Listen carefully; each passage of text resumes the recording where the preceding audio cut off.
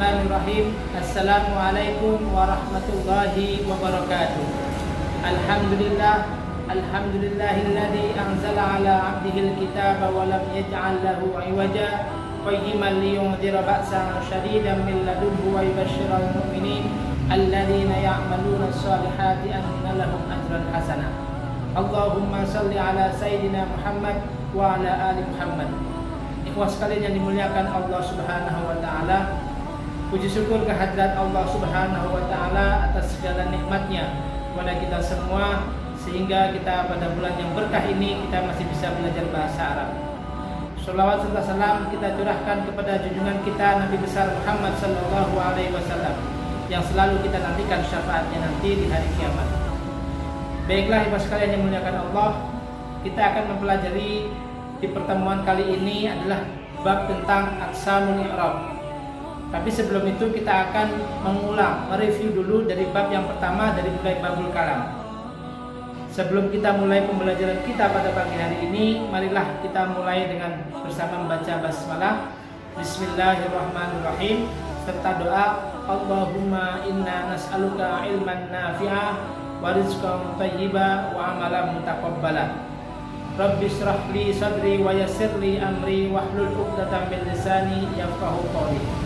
Baik teman sekalian, marilah kita lihat papan berikut ini untuk penjelasannya.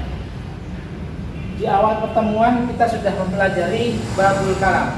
Saya mencoba mengulangi murojaah kembali tentang materi kita di awal pertemuan. Fungsinya apa? Untuk kita agar lebih bisa memahami tentang ilmu nahwu dari pertama hingga nanti hari ini yang akan kita pelajari. Yang pertama adalah babul kalam. Masih ingat al-kalam? Al-kalamu huwa al-lafdu al-murakkabu al-mufidu bil wad'i. Jadi susunan kalam, susunan ucapan yang sempurna dalam bahasa Arab itu ada 4 unsur yang harus dipenuhi. Yang pertama adalah lafaz. Lafaz harus terdiri dari lafaz atau bahasa Arab, ya. Kemudian al-murakkabu yang tersusun 2 kata atau lebih, al-mufidu yang bisa memberikan faidah atau bisa dipahami oleh sami' pendengar dan mutakalim sebagai pembicara. Yang terakhir bil wad'i, dilakukan dengan sengaja. Ada yang mengatakan juga terdiri dari bahasa Arab yang bisa dipahami. Kemudian kalam, setelah kita memahami kalam, ada unsur kalam dalam menyusun sebuah kalam yang sempurna. Ada 3, masih ingat ikhwah sekalian? Yang pertama adalah isim. Isim ini adalah kata benda. Nah, kalau bahasa Indonesia kata benda, tapi dalam bahasa Arab kita maknai bahwa isim adalah kata yang memberikan makna dengan sendirinya tanpa disertai dengan waktu, ketetapan waktu, yakni sekarang, yang akan datang, ataupun lampau. Tapi isim adalah kata yang menunjukkan makna dengan sendirinya tanpa disertai dengan waktu. Contoh Muhammadun, ya. Kemudian mahirun, pintar.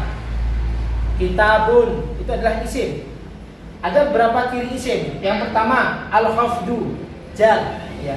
Al-khafdu itu jar, bisa berharokat kasroh. Jika kita menemukan kata bisa berharokat kasroh karena amil tertentu yang masuk di dalamnya, maka bisa dipastikan itu adalah isim.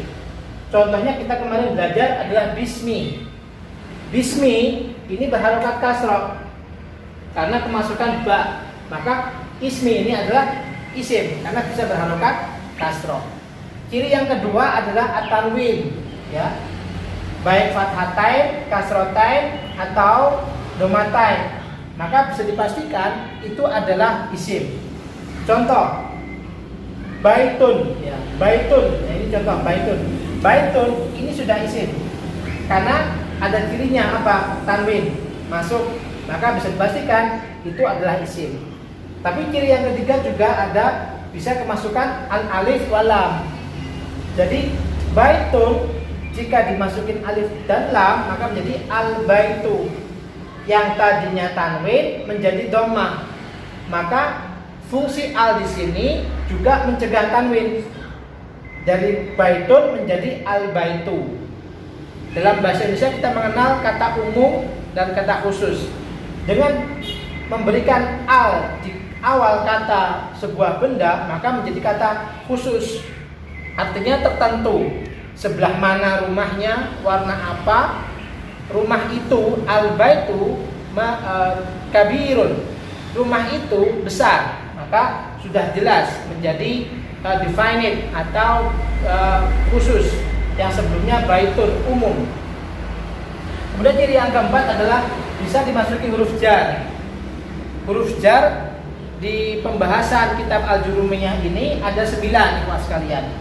Min, ila, an, ya, min dari ila ke, an daripada, ala di atas, fi di dalam, rubba sedikit sekali, alba dengan, kaf itu seperti, ya, lam itu untuk, ya. Jadi ini sudah kita jelaskan hanya untuk mereview, bisa kita lihat lagi nanti di buku-buku yang kita pelajari di grup. Kemudian ciri yang kelima adalah huruful qasam, huruf untuk bersumpah. Mungkin ikhwas kalian pernah mendengar wallahi, tallahi, ya, billahi, atau seperti dalam surat Al-Qur'an, dalam surat Ad-Duha, wadduha, demi masa, itu wawunya adalah wawu qasam. Maka dengan masuknya huruf qasam, huruf jar tadi, dhahabtu ilal madrasati, saya pergi ke sekolah. Maka kata setelah kemasukan huruf jar itu menjadi ciri isim. Bisa dipastikan kata setelah huruf jar itu adalah isim. Kemudian pembagian kalam yang kedua, susunan kalam adalah fiil. Ciri-cirinya fiil itu kalau dalam bahasa kita adalah kata kerja, ya. Kata kerja, kata yang menunjukkan makna dengan sendirinya yang berkaitan dengan waktu. Yang pertama, waktu lampau, waktu sekarang, dan waktu yang akan datang, ya. Jadi cirinya ada 3, ada 4, kawan. Yang pertama adalah qad yang masuk pada fi'il madi. Qad masuk pada fi'il madi berarti sungguh-sungguh. Contohnya, qad qumtu, saya benar-benar telah berdiri, ya. Kemudian qad pada masuk fi'il mudhari artinya bisa jadi terkadang, ya. Qad yasduku al-kadubu, terkadang seorang pembohong itu benar. Maka qad masuk pada fi'il mudhari artinya terkadang. Kemudian sin dan saufa, ini keduanya masuk pada fi'il mudhari yang artinya adalah akan. Kemudian saufa juga akan. Hanya saja saufa ini jangka waktunya lebih lama daripada sa, ya. Kemudian yang ciri yang keempat adalah ta'ut ta'nis as-sakinah yang masuk pada fi'il madhi. Contoh, qalat Fatimatu, qalat Fatimatu. Qalat, kenapa qalat? Karena Fatimah mu'anas, perempuan, maka harus memakai ta ta'nis. Maka ta ta'nis menjadi ciri daripada fi'il. Kita juga sudah belajar pembagian fi'il ada 3. Apa yang pertama, Ikhwa? Fi'lul madhin, ya. Fi'lul mudhari,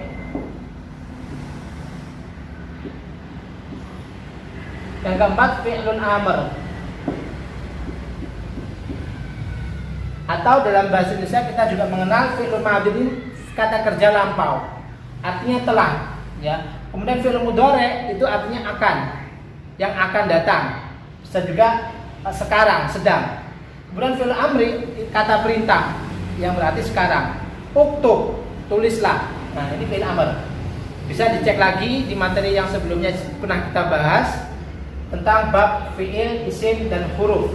Sedangkan huruf itu adalah ciri-cirinya kata yang tidak bisa mempunyai arti tanpa diiringi dengan kata yang lain. Nah, ini ciri-cirinya jika tidak bisa dimasukin ciri-ciri fi'il dan tidak bisa dimasukin ciri-ciri isim, maka bisa dipastikan itu adalah huruf.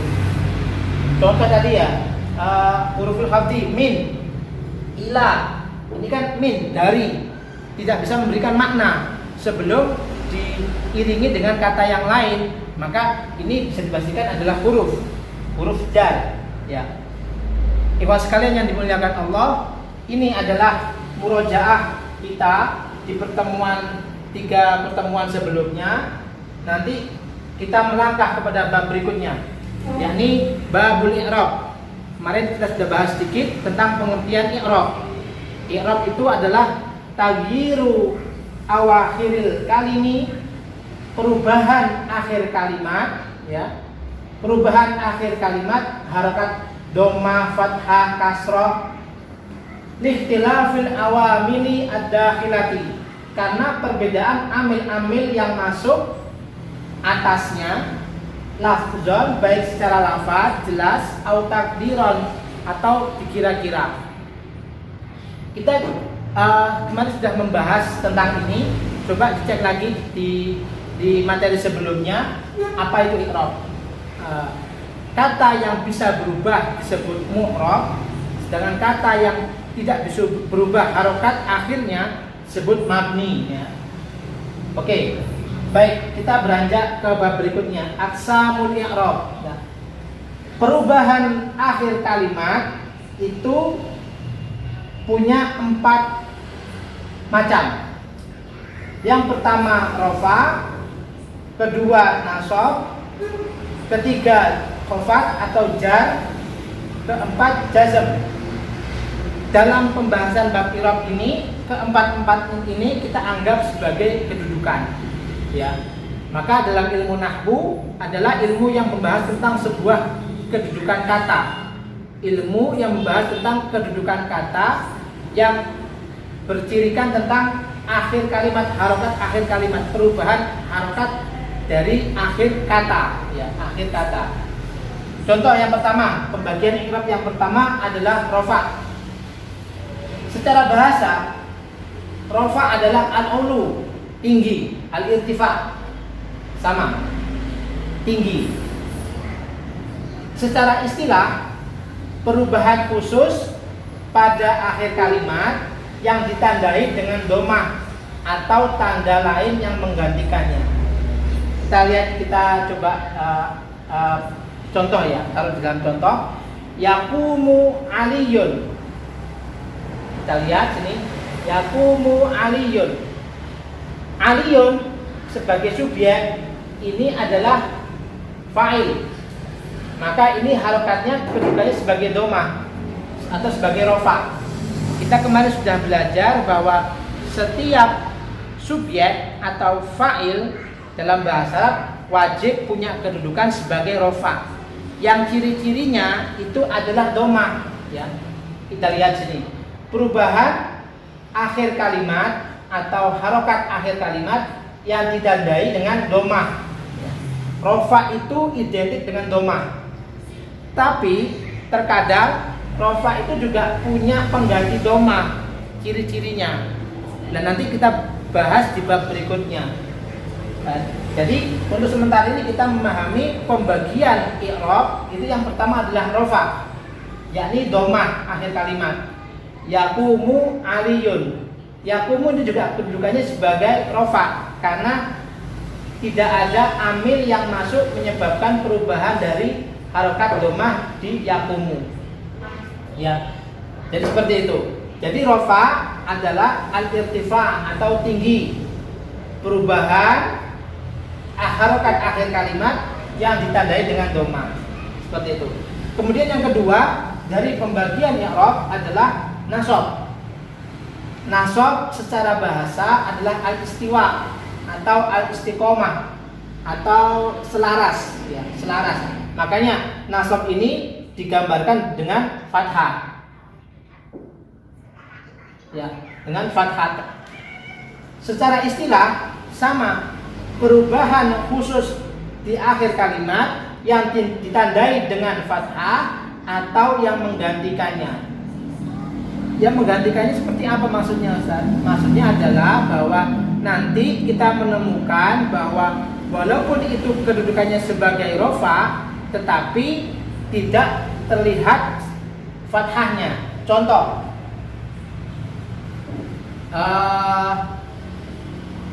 Ja'a Tolibani.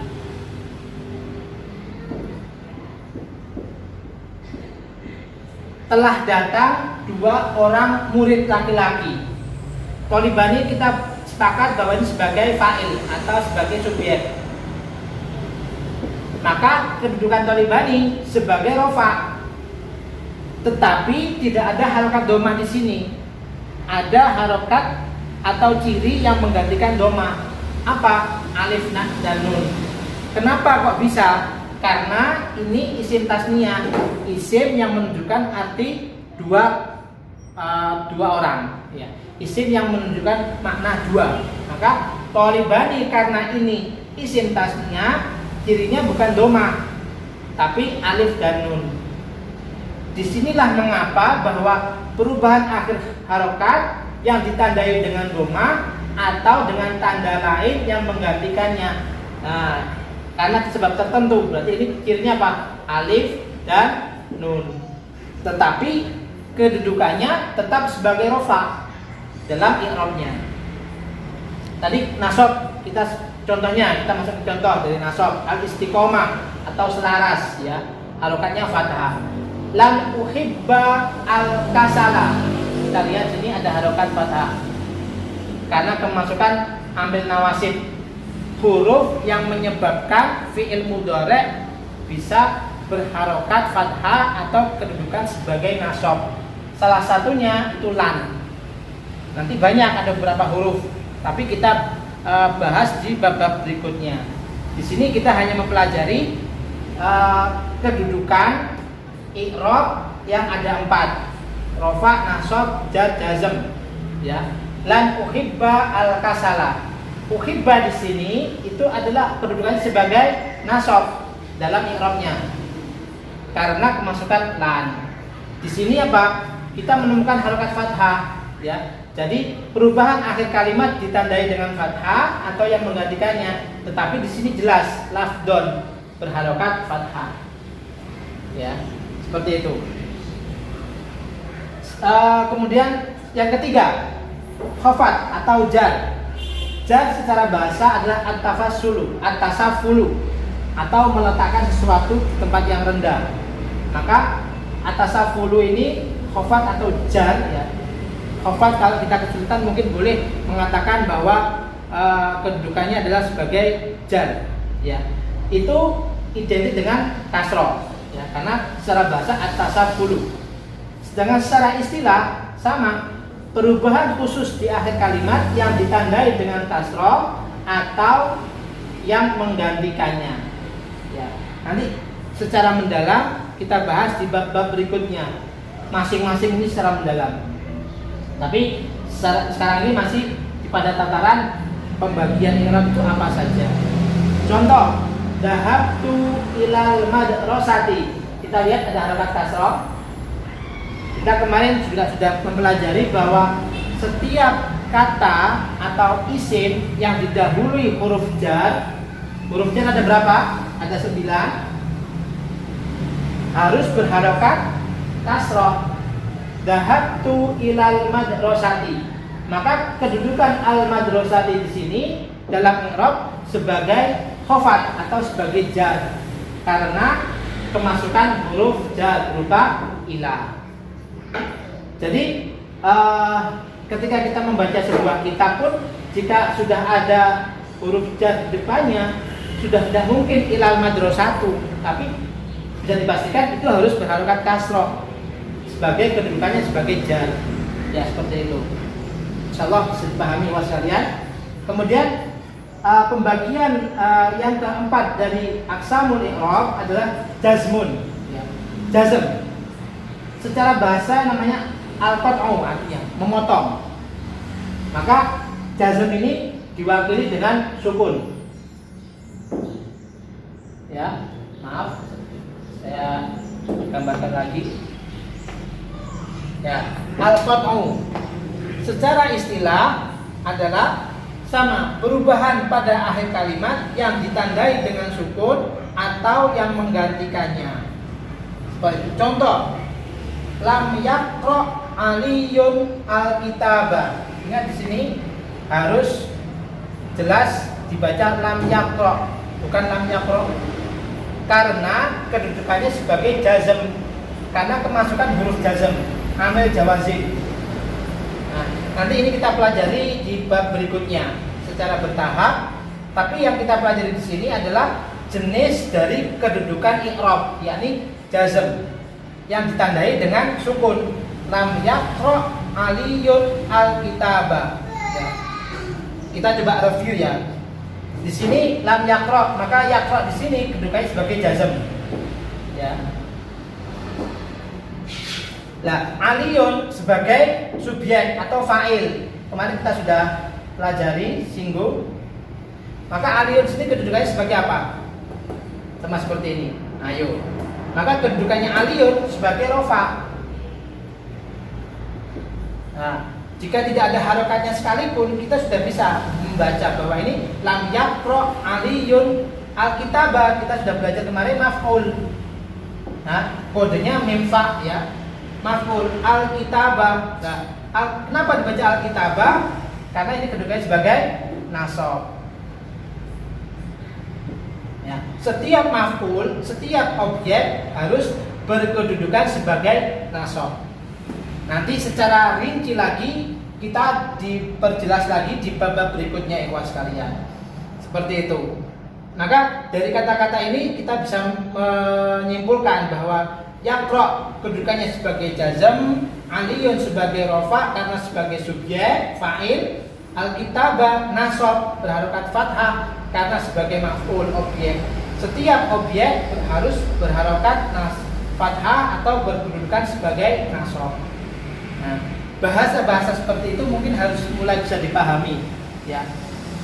Seperti itu. Insya Allah bisa dipahami ikhwan sekalian. Nah, dari pembagian ini kita akan menyimpulkan semua keempat dari kedudukan i'rab itu ada yang masuk pada isim, ada yang masuk pada fi'il, ada yang masuk pada isim dan fi'il. Nah, ini kesimpulannya ikhwan. Bisa kita lihat, bisa di zoom. Jadi ada kedudukan i'rab, rafa, nasab, jar, jazm ini yang masuk pada isim dan fi'il. Nah, yakni rafa dan nasab. Rafa dan nasab ini bisa masuk pada isim atau fi'il. Jadi kita sudah kasih contoh. Yaqumu ini rafa masuk pada fi'il ya. Kemudian Aliyun itu rafa masuk pada isim. Yang satu fi'il, yang satu isim.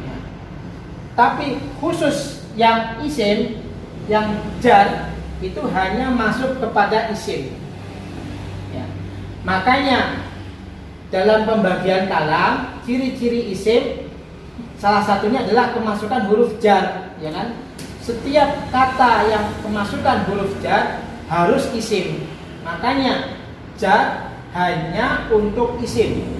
Ya, saya ulangi, jar, kedudukan jar hanya untuk isim. Tidak ada kata kerja yang berkedudukan sebagai jar.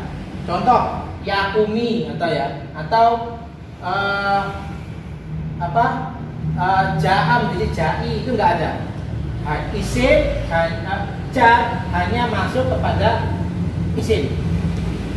Jazm kebalikannya daripada jar hanya masuk kepada fi'il. Ya. Jadi harokat yang sukun dalam i'rab itu hanya masuk kepada fi'il. Tadi kita sudah belajar di sini. Lam yaqra Aliyun al-kitaba. Yaqra di sini apa? Fi'il mudhari'.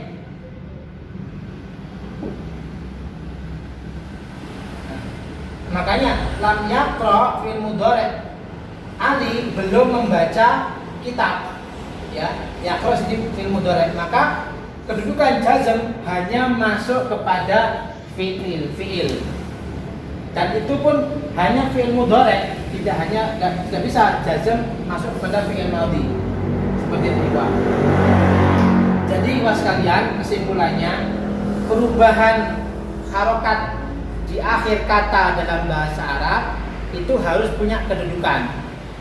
Tidak bisa sebuah kata dalam bahasa Arab tidak punya kedudukan, baik rofa, nasab, jar, jazm.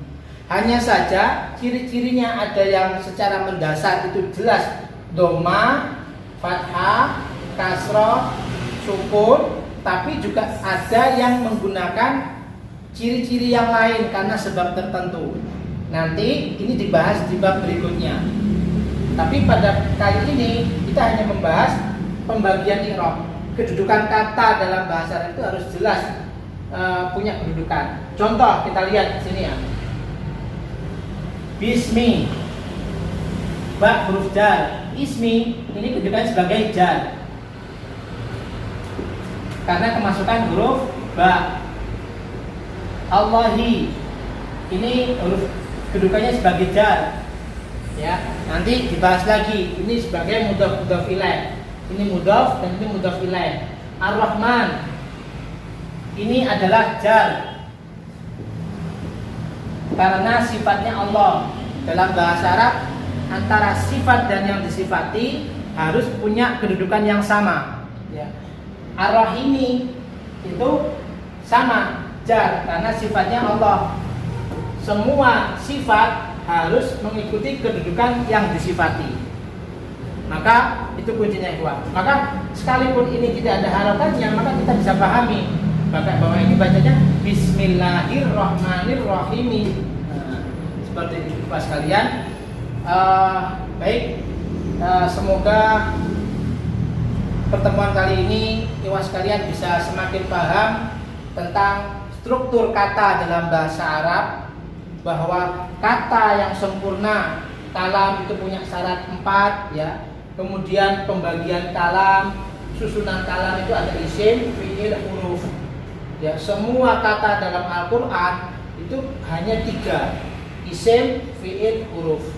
Hanya saja pembaginya yang banyak sekali. Disinilah kelebihan dari kitab Al-Jurumiyah ya. Kitab Al-Jurumiyah sangat sistematis dan runtut pembahasannya dari mulai kalam, pembagian kalam, isim, fi'il, huruf, kemudian i'rab, perubahan akhir kata disebabkan amil-amil yang masuk ya. Kemudian aqsamul i'rab, kedudukannya dalam i'rab sebagai rofa, nasab, jar, jazm, sangat sistematis. Maka ini sebagai modal, karena ikhwan sekalian mempelajari bahasa Arab harus ada 3 cara, ada 3 tahapan. Yang pertama adalah kaidah, baik ilmu nahwu maupun ilmu sharaf ya. Kemudian tahapan yang kedua adalah mufradat, kosakata. Setelah kaidah-kaidah ilmu nahwu dan sharaf kita baik, mumpuni, ditambah kosakata yang banyak ya, akan semakin baik, sehingga melangkah ke tahap ketiga adalah at-tatbiq atau latihan, at-tadrib, latihan membaca kitab, mempraktekkan, membedah kata per kata dalam Al-Qur'an, memahami Al-Qur'an dengan baik, maka kita akan semakin sempurna, semakin baik memahami Al-Qur'an, memahami bahasa Arab. Bahasa Arab ilmu yang sangat luas dan ibarat sebuah puzzle, merupakan rangkaian yang sangat banyak potongan-potongan dari ilmu bahasa Arab. Ketika kita masih mempelajari hanya sepotong-sepotong akan belum terlihat indah. Tapi ketika kita sudah mempelajari potongan demi potongan dan kita rangkai, akan merasakan keindahan dari ilmu bahasa Arab. Baik, ikhwas sekalian, kiranya cukup dari pertemuan kali ini apa yang kita bahas. Semoga apa yang kita pelajari memberikan manfaat buat kita semua dan menjadi amal soleh nanti yang akan memberatkan kita di timbangan di akhirat nanti. Semoga Allah merahmati kita semua. Marilah kita tutup dengan bacaan hamdalah, alhamdulillahirabbil alamin, serta doa kafaratul majlis. Subhanakallahumma wa bihamdika asyhadu an la ilaha illa anta astaghfiruka wa atubu ilaik. Wabillahi taufiq wal hidayah. Wassalamualaikum warahmatullahi wabarakatuh.